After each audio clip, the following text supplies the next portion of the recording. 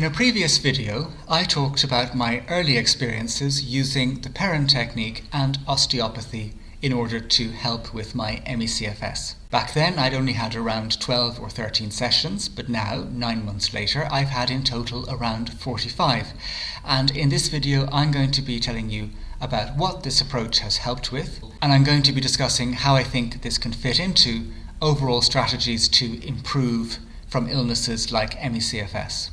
But first, my name is Patrick Usher. I am author of the book Understanding ME-CFS and Strategies for Healing, in which I describe some of the latest breakthrough research into ME-CFS, research which can really demystify the illness, and also talk about various treatment strategies that I have tried in order to improve my quality of life. The links for that book are down below. Now, if you are new to the topic of the Perrin Technique or osteopathy and how these might relate to ME-CFS, I would recommend you to watch my previous video, which is now linked up above, in which I discussed the relevance of these approaches for ME-CFS.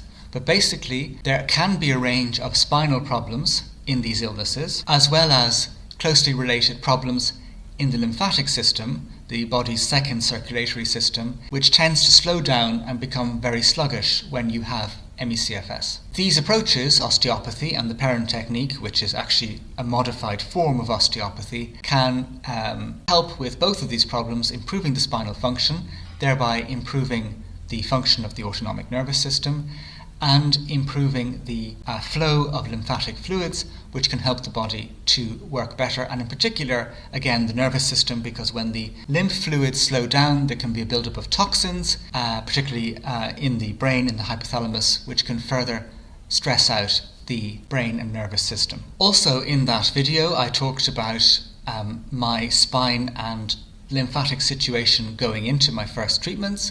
Basically, it was a bit of a disaster, as the first osteopath I saw told me, "Your back looks like you have had 3 car accidents and played rugby for 15 years.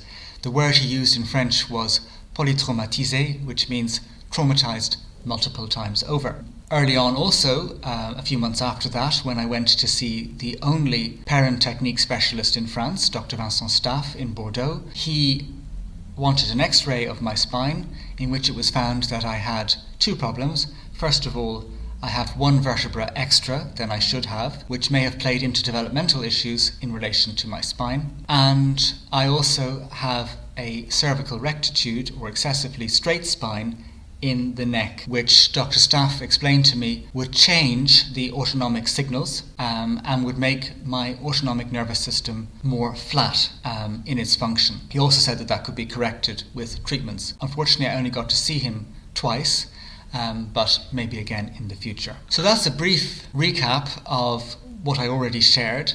Now I'm going to tell you, after 45 sessions altogether, with a range of different osteopaths and chiropractors, what has improved. Now basically, has this magically cured me? No, not at all, and I wouldn't expect it to, for this is just one part of the many vicious cycles and pathophysiological mechanisms that seem to occur in ME-CFS, but it has helped with its particular neck of the woods, as it were. Mainly there have been 3 improvements that I have noticed. The first is that before I did these treatments, I could sense that my lymphatic system was very turgid, very congested, and that basically there's this feeling of fluids being stuck in my body. Now, I think there's a range of reasons for why you can feel that in ME-CFS, but I have definitely noticed an amelioration in that symptom over the course of my treatment. In fact, I used to get this feeling of kind of like a grey fog or grey haze descending on me. It can still happen, and it may not only be from turgid lymphatic flow, but it's definitely not around at all as much, and my perception of the world is clearer and more vivid. So it's helped with that, and interestingly, after my sessions initially, I would get the sense of the lymphatic fluids moving around so strongly.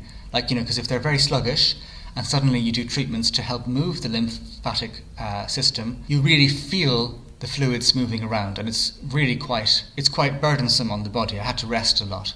But over time, I've had more and more minimal lymphatic reactions after treatment, which is a sign that my baseline lymphatic flow is better. And I think that one hint as to when it's a good time to stop treatments or take a break is when you're not really getting very strong reactions anymore, or very minimal reactions or non-existent reactions, because that's telling you that the lymph is working better. Now, I have to say on that the couple of sessions I had with Dr. Vincent Staff, who is a Perrin Technique specialist and therefore understands specifically what to do in relation to ME-CFS, the lymphatic reactions that I had after his sessions were very, very strong, which could speak to the fact that he kind of was targeting issues as Dr. Perrin taught him. So it would be interesting for me to go back to him or to another Perrin Technique practitioner at some point and see if lymphatic reactions are more minor after their treatments or still quite strong. The second area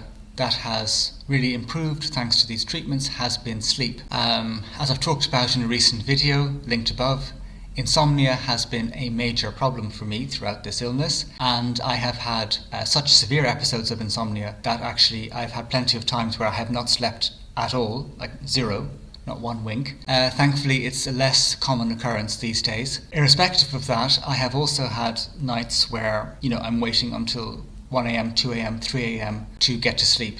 And that is highly unpleasant. It's its own kind of torture. It's better than not sleeping at all, but it's still very difficult. And what I have noticed is that as these treatments have gone on, the speed at which I fall asleep is much quicker, and the likelihood of me staying asleep throughout the night is much better. And it's interesting because the sort of turgid feeling of lymphatic fluids, I think, and I'm only trying to read my experience the best I can, but I feel like that was playing into the insomnia. And because when I was lying there, I would get that really sluggish feeling throughout the body and the sort of strong vacancy in my brain, which seemed to prevent me from sleeping. I'm not saying that those symptoms have gone completely, but they have definitely reduced very significantly as I have gone on with these treatments and as my lymphatic flow has got better.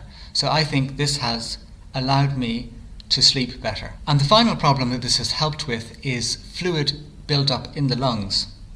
Now, one thing that I struggled with for quite some time, particularly when I overdid it, and particularly at night again, was that my lungs felt very wet and it felt like there was fluid in them. And this wasn't a very pleasant sensation, to put it mildly, but this was confirmed when I got that X-ray for Dr. Staff, because what it actually showed was fluid in my lungs. And what Dr. Staff explained to me was, when you have this very sluggish lymphatic system, the fluid kind of reverses flow, and it can actually end up getting deposited in your lungs. And he asked me, after treatments, do you find yourself having these like wet coughs? And that's true, actually. I can, and I do find that after these osteopathic treatments, I get this wet cough, which is a sign that the fluid in my lungs is kind of being asked to move. And so what I have noticed over the course of the treatments is that the strong sensation of fluid in my lungs reduced. And I wonder if I really get it anymore, maybe a little bit, but a recent X-ray I had of my lungs did not show any fluid.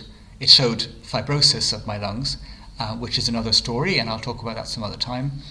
But the fluid buildup in my lungs seems to have gone away, touch wood, as a result of these treatments and improving lymphatic flow. So at this point, I am taking a break from osteopathic treatments. I have come to Romania, where I am undertaking hyperbaric oxygen therapy. I've just started. My first video about that is up above. For the moment, I'm taking a break, seeing where it settles. I feel like I have enough progress that the lymphatic and spinal issues are not causing so many issues anymore for me. I do think I will need to revisit. I do think that I've got various exercises to do from the last osteopath, and I need to kind of get on with strengthening some muscles in my shoulders and neck, which is pretty weak, and that's something that I can do as I feel better, because I find strengthening exercises tend to bring on symptoms, but it's something for me to work on, and then later I think to go back and sort of finish this off. But basically I've got to a pretty good point with it. I'm very happy with the progress I've made in the areas I've described. It has not helped with post-exertional malaise, it's not helped with anything like that, and I think that this is a piece of ME-CFS. I think that a lot of people get these spinal issues, in the illness, cervical instability and just this kind of thoracic, this area in between the shoulder blades in the back, thoracic rigidity and pain. Lymphatic disturbances are common and make sense in light of the illness. But for me, this is a piece. It's a piece to treat. It's complementary to other efforts. I think it's an important one. I would say it's improved me 7 or 8%, which for me is worth it. And I think it's a necessary 7 or 8%, but it's not the be all and end all. It's not the root cause. It may play into predisposing someone. If they have these spinal issues, it may predispose to a kind of turgid lymphatic system and more stress in the brain. It's not. I wouldn't say that it is itself the cause, but it's a piece, and it's an important piece. And I'm glad that I've followed this particular avenue, and I have certainly learned a lot from it, and I'm grateful for the improvements that I have made. For those of you who are interested in exploring this more and it's new to you, check out the books of Dr. Raymond Perrin. I link some of them down below. And at some point I want to do a video in which I talk about why I think there's another way in which this approach can help with ME-CFS, kind of placing it in the research of Wirth and Scheibenbogen. But for the moment, that's enough for today. I just wanted to give an update on how this has gone for me.